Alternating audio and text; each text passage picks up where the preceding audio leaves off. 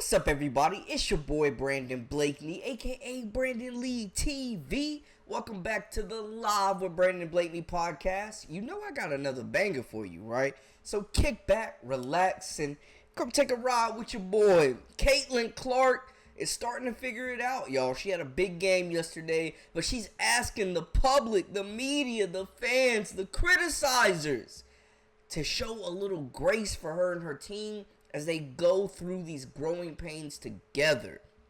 We had some other WNBA action. Holy Rickea Jackson. Oh my goodness, getting it done. Her and Brink really figuring it out, starting to click with those Los Angeles Sparks as well, man. Some great action that we had, and we're going to talk about it. But before we get into all that, make sure y'all hit that subscribe button for all the latest and the greatest, and join our memberships. We got that exclusive content coming daily, weekly, whenever you need it. Now, let's get into it. You are now locked into the Live with Brandon Blakeney podcast. Here is your host, Brandon Blakeney. Look, Caitlin Clark, first off, the New York Liberty made over $2 million for the game playing against the Indiana Fever. They played 2 games. The Liberty took both matchups. The second game, though, the Indiana Fever showed a lot of fight, and it was arguably Caitlin Clark's best game as a pro to date. Now, the Liberty took the dub 91-80, led by Jonquel Jones, 14 points, 5 assists, 12 rebounds. She is a monster, and they literally just have no answer for her, man. That front court is insane with her and Stewie. I'm going to just be honest with y'all.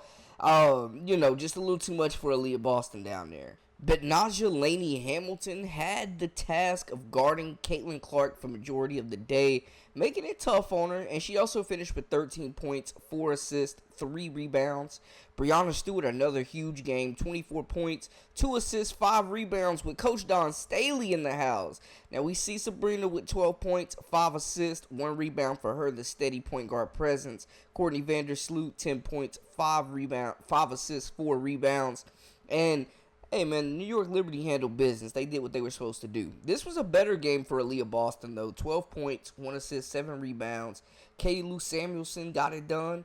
You know what I'm saying? Productive stat sheet stuffer game for her. Not going to blow you away, but 7 points, 4 assists, 5 rebounds. Caitlin Clark led the way, though. 22 points, 8 assists, 6 rebounds. Cut down on the turnovers. Got to the cup. Was passing that rock. Was reading the defense, taking what they gave, found her 3-point stride, was doing really good at creating space to get her shot off, man, because she is just being hounded out there, man. It reminds you of the Jordan rules out there. They treating her how the bad boy Pistons did Michael Jordan.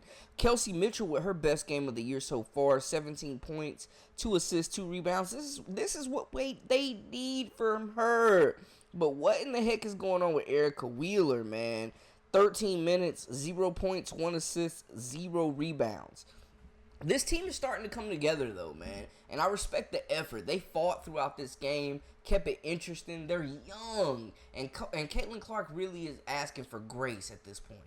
It's been fun, honestly. This is what you signed up for. This is the best of the best.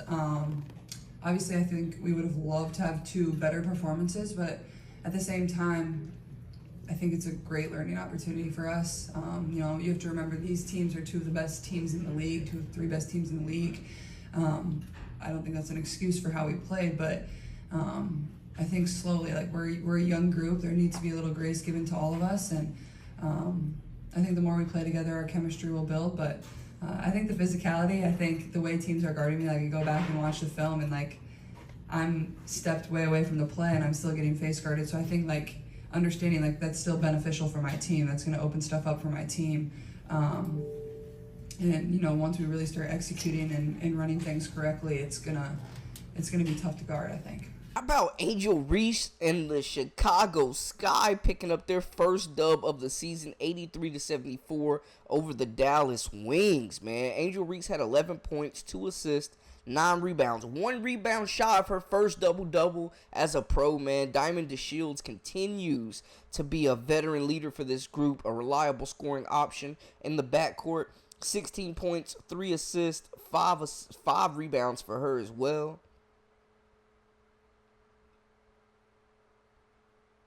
And she really plays all over, man. She can play down low. She can play on the perimeter. I really like her game. Elizabeth Williams, another big game in that front court for them. 12 points, 3 assists, 10 rebounds.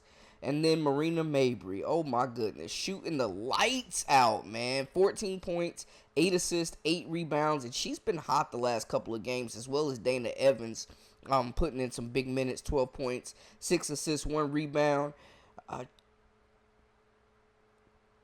Coach T. Spoon getting the best out of this group, man. Holding the Wings to 74 points, y'all. And Angel Reese look good, man. She's getting more comfortable. She's fighting through double teams. She's getting those starter minutes, playing really well with this group. They get up and down the floor. They defend. They scrap for those 50-50 balls. And I like what I'm seeing for Angel Reese so far, to be honest with y'all, man. I think that she is definitely going to have something to say about that Rookie of the Year award. And they're going to be even more dangerous when they get Camila Cardoso back as well. The Las Vegas Aces continue to dominate. They are 2-0 on the year, beating the Sparks 89-82.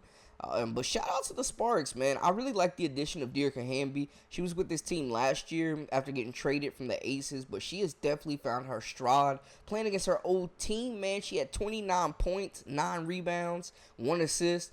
Kia Nurse might be the best addition through free agency, man. She is living up to the billing. 13 points, 3 assists, 2 rebounds. Heck of a pickup. Cameron Brink had like 4 or 5 blocks in this game, man. 3 points, 8 rebounds. But she's doing it on the defensive end. And we knew that her defense could potentially be a little ahead of her offense, man. But with that length, being 6'4", taking contact, it's not easy down there banging with the likes of Asia Wilson and Kia Stokes, man. But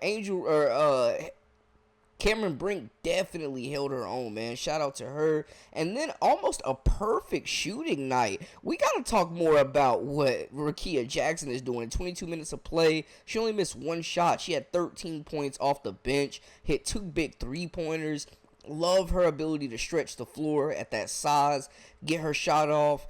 And, I mean, as soon as she cranks up the defense a little bit, I could see her potentially getting in this starting lineup, man. But we got to talk about more about Rickea Jackson and what she's doing. She's going to be a special talent. Her athletic ability, being able to get up and down the floor, score it from all 3 levels.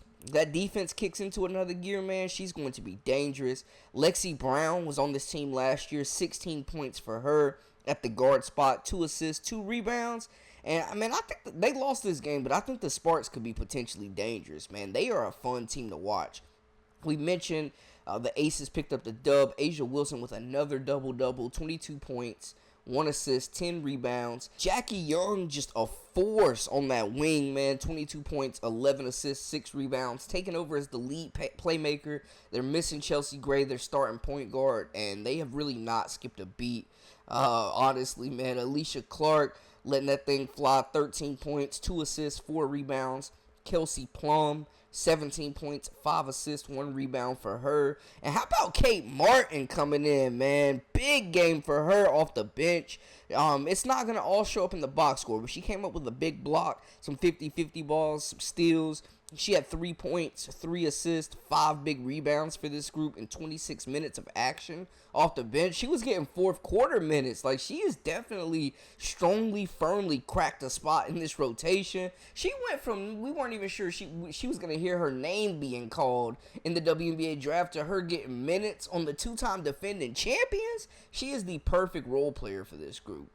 Speaking of rookies making an impact, you know what I'm saying? Asia Wilson had some really kind words for Cameron Brink after battling it out on the block with her for 4 quarters. Bright future. She has a really, really bright future. I'm glad that the Sparks drafted her because I feel like that's a great franchise for her to really grow in not just, I don't think Kurt's going to put her in a box. So I feel like that franchise is really going to grow around her and let her spread her wings and be the camp that we all see. So I'm excited just to see her grow and just continue to just build and understand and get a feel for the league because, like I said, this is a different ball game for all of us, not especially for rookies, but for all of us. Like, we're all bringing something new to every single season. So once she gets adjusted to the league and how she could really maneuver and play her way, I think she has a good future.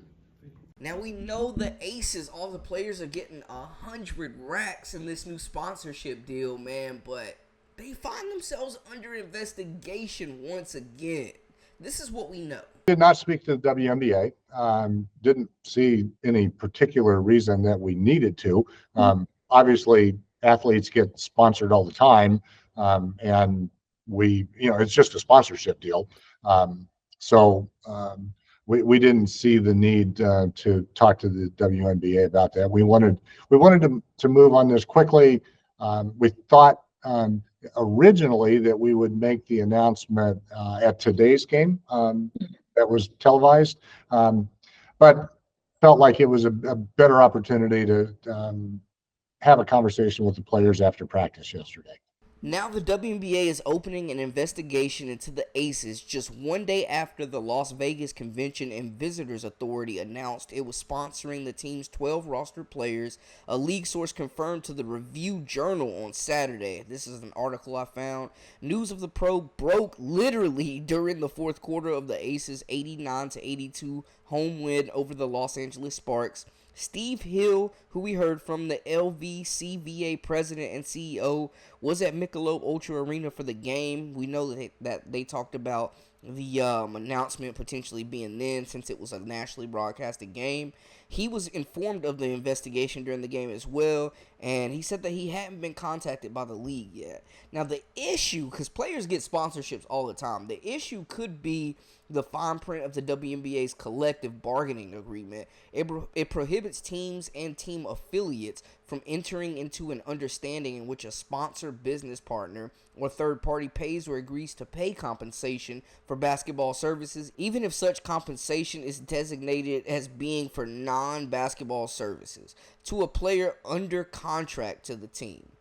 That seems to fall within the WNBA's guidelines. The CBA says an example of a prohibited agreement would include compensation from a sponsor or third party that is substantially in excess of the fair market value of any services to be rendered by the player.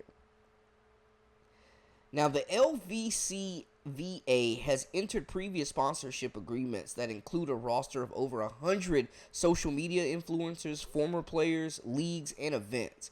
Board members agreed to spend $1.2 million to sponsor the next two editions of the NBA Summer League on Tuesday, and also approved spending $5 million to sponsor WrestleMania 41 at Allegiant Stadium in 2025. The money that the LVCVA is giving to the Aces players comes from the organization's revenue from room taxes imposed on motel and hotel rooms, and from space rentals for booths at conventions and trade shows at the Las Vegas Convention Center.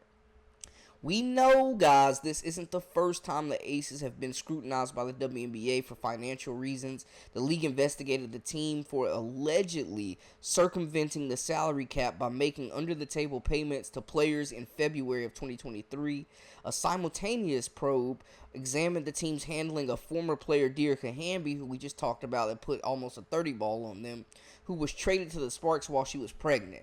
Now, that was ugly, man. You know, Hamby was talking about how they basically forced her out, isolated her, froze her out, wasn't allowing her to use any of the facilities really like that. Like, she just didn't feel welcome and felt like she was being punished. And, Coach Becky Hammond got suspended some games over it. So, the Aces may be in a little bit of hot water, but we're seeing NIL deals and all these deals being thrown out, man. And it's like, man, let the players get paid. Let everybody get this opportunity, this sponsorship, because they could use it. We know the WNBA players, especially the ones that are not, getting huge endorsement deals or in these commercials and doing all this other stuff.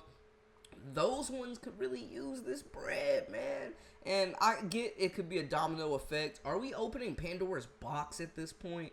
I don't know, man. But I think that all the cities around that have WNBA teams need to take notes. Just what the ownership of the Aces is doing. They are invested. They've got new facilities, state-of-the-art facilities, resources. They got everything they need to bring in championships, and they have rewarded the city, man, for investing in them. More teams need to take note, in my opinion. But some people are saying the Aces are in shady business right now. So what kind of potential punishments could we be facing, if any punishments at all? it'll be something to take a look at and to keep just an eye on to see how this follows them throughout the rest of the season. But y'all let me know how y'all feel in the comments, man. You know, we got big news. Rookies playing really great basketball right now. The Aces are under investigation again, but they still the champs. So they ain't the champs no more, y'all. Y'all holler at your boy. Let me know how y'all feel about everything in the comments, everything we need to know. That's a wrap for us. Hit that subscribe button for all the latest and the greatest. Until next time, I'm Brandon Blakeney, a.k.a. Brandon Lee TV, and we out.